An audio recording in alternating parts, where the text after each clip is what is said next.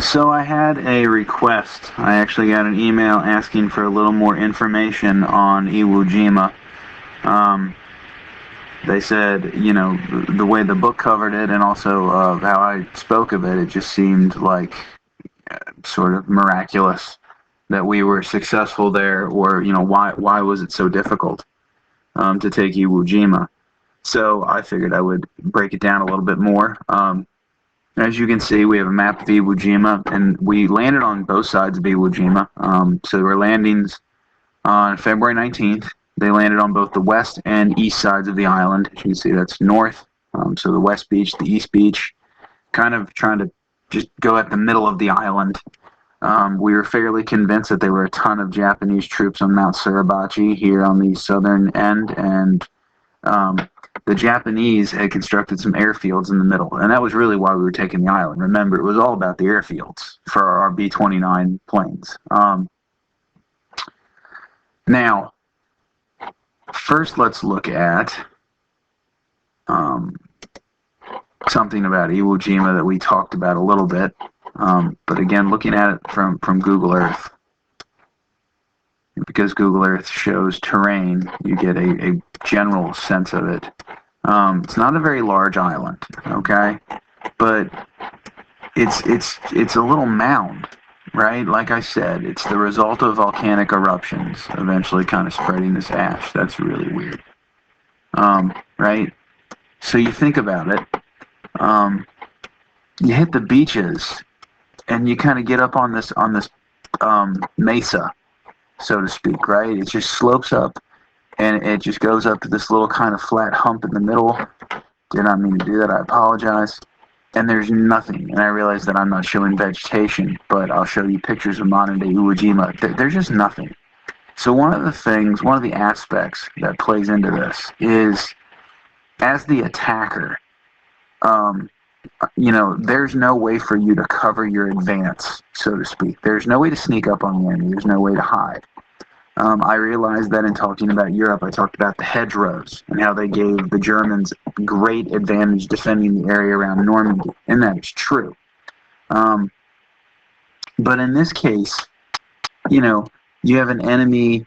They've got a foxhole or a little bunker that they've kind of camouflaged and hidden, and you have no way of sneaking up on it. There's no cover. There's nothing. You're going uphill towards an enemy.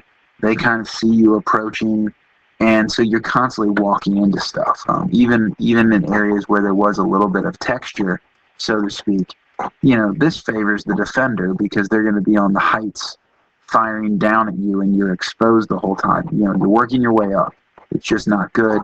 Here are those beaches of just volcanic ash soil that I spoke of. Actually, we landed here and here. Okay, so here and here. If you're wondering what the beaches look like, I can show you. We'll get back to that. Here's what they looked on the day of the invasion. These are photos taken from planes. You can see smoke coming from recent bomb strikes, artillery strikes.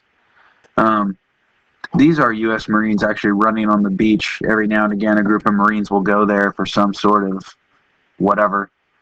There is a Japanese Defense Force base, Air Force base still there, and every now and again, a unit of Marines will swing on by there and run on the beaches to, I guess, have a bond with Marines from the past or something. I read the news article. I just took the picture out of it. That's the beach, though, right? There's nothing. It's just the sand, and towards those slightly sloping up heights, there's nowhere to get cover.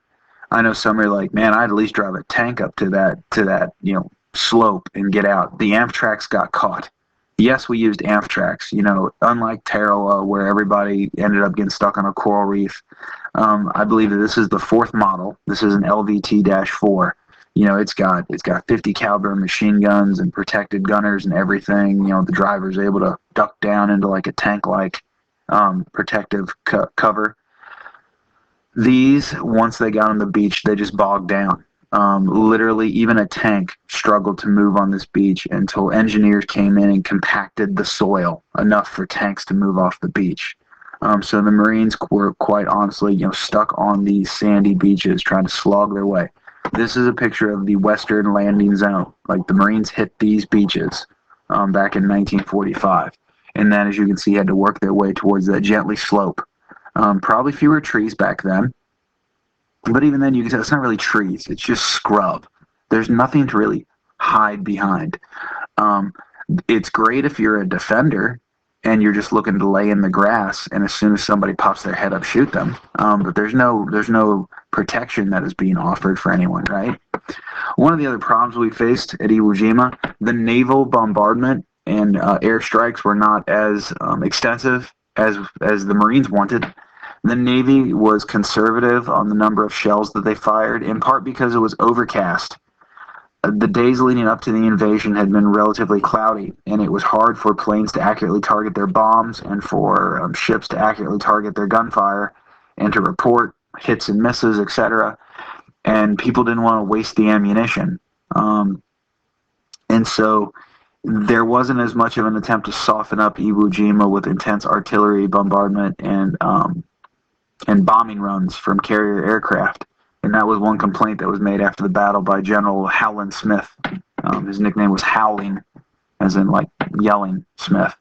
But Howland Smith, he complained about the fact that the Navy got a lot of his men killed on Iwo Jima by not properly bombing it with artillery, striking it with artillery. Even if they would have bombarded Iwo Jima even a little more intensely, we found out that the enemy had spent months digging miles of tunnels. I saw where they had dug something like 19 kilometers of tunnels throughout Iwo Jima. And they had connected the caves in Mount Suribachi, etc. The enemy was underground. They were planning to basically ride out the bombardment. And then they knew that as soon as the Marines started hitting the beaches and stuff, the guns would stop hitting the beaches. And so their plan was to basically hide underground until the guns stopped and then come out, and fight. In some cases, they just hid and hid and hid. And then they came out after they thought the Marines were past and would surprise them from behind and things like that. Here's an actual picture of Marines, hitting the beach on that day. Again, as you can see, no cover to speak of. You just have to slog your way towards that embankment.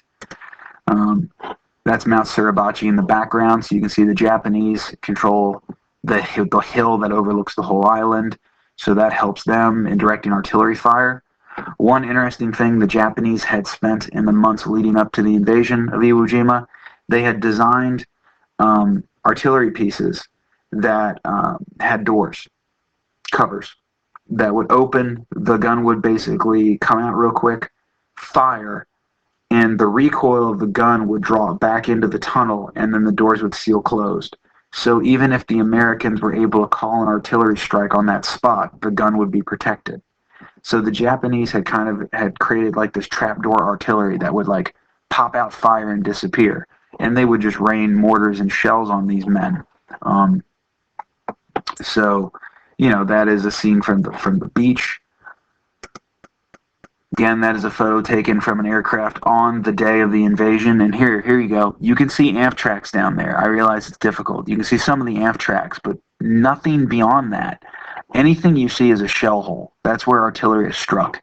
These are the AMP tracks, and they are trapped on the beach. They're not going anywhere. So the Marines are going to have to go over this moonscape, exposed, basically trying to hunt out the enemy. It's a game of hide and go seek, and the enemy has the advantage in this game. Now, American victory at Iwo Jima was never in doubt, okay? For anyone who's wondering. There was no way for the Japanese to escape. There was no way for them to get reinforcements. There was no way for them to get resupplied. If we had wanted to, we could have theoretically just waited for them to starve. But that would have taken months, right? They were going to lose Iwo Jima no matter what. It was a question of time and how many people died. The general in command knew this. And that is, so he did something on Iwo Jima that very few commanders had done previously. He forbid suicide attacks until the very end when he basically lost control of his men. He forbids suicide attacks. He said, we're not going to waste our lives. We're going to kill as many Americans as we can, but we have to be smart to do it. And so that was the other thing. He designed his defenses on Iwo Jima to not win the battle of Iwo Jima, but to inflict maximum casualties on the enemy. He had no dream, hope, anything that he would ever win or escape. So that's another thing you have to factor in. This guy, matter of fact, General Howland Smith famously said near the end of the first day, when he started to see the casualty reports, he said that the Japanese general in charge of those boys over there is one smart SOB. He understood that guy had done the best game plan he could. Iwo Jima is notable. It is the only time in the Pacific, it's the only battle in the entire Pacific War where American casualties exceeded those of Japanese. Now you have to remember, casualties are killed, wounded, missing.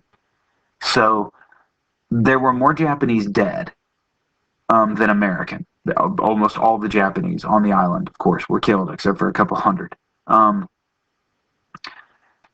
We had, 6,000, 7,000 casualties, dead, fatalities. But we had tens of thousands of wounded.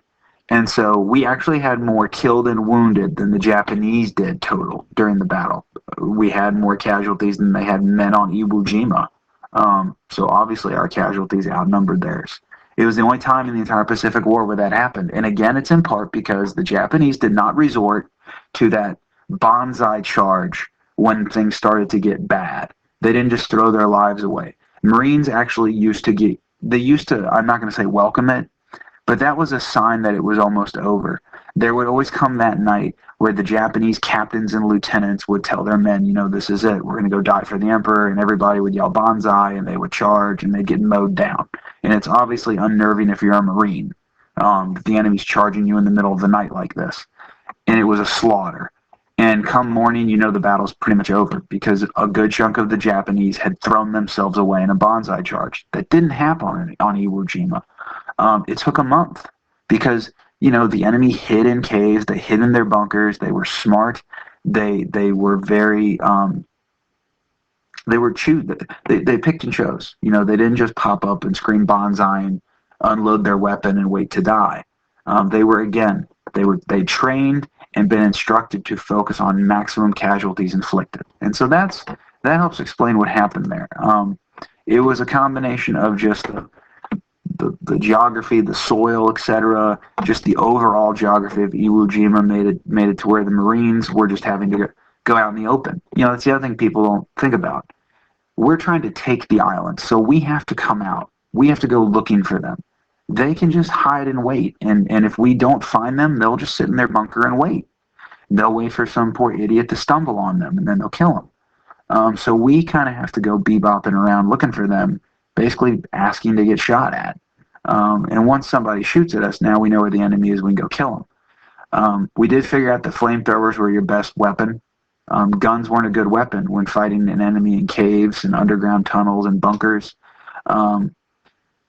Satchel charges are basically bags of explosives you'd throw in, and flamethrowers were the best weapon on Iwo Jima. And that was the other thing. After a couple of weeks of fighting, we got enough flamethrower teams. We actually got specially built flamethrower tanks. They were nicknamed by the troops Zippos, which had like high pressure hoses that could shoot that flamethrower stream like 80, 90 feet, if not more, which allowed us to really start to burn the enemy defenders out. I mean, there's no other way to say it. We either set fire to the men in their bunkers, or we would just start fires in their bunkers, which would then asphyxiate them. They would suffocate if they didn't come out. So that hopefully kind of clears up some of the questions as to why was Iwo Jima so horrible? Why is it remembered as being some of the most brutal fighting of the war? I wouldn't say it was more brutal than any other battle per se. It was bloodier for the Americans than any other battle. And again, it's in part because the enemy had adopted a more casualty-oriented strategy instead of an honor strategy. They weren't going to just, die honorably. They were going to kill some Americans before they went down. So if you have any other questions about it, feel free to email me. I don't mind making these shorter ones where I try and delve into some of the details. Like I said at the start, I try not to get overwhelmingly involved because this isn't West Point. But if it's something you're curious about or want to know, feel free to email and let me know. Thank you.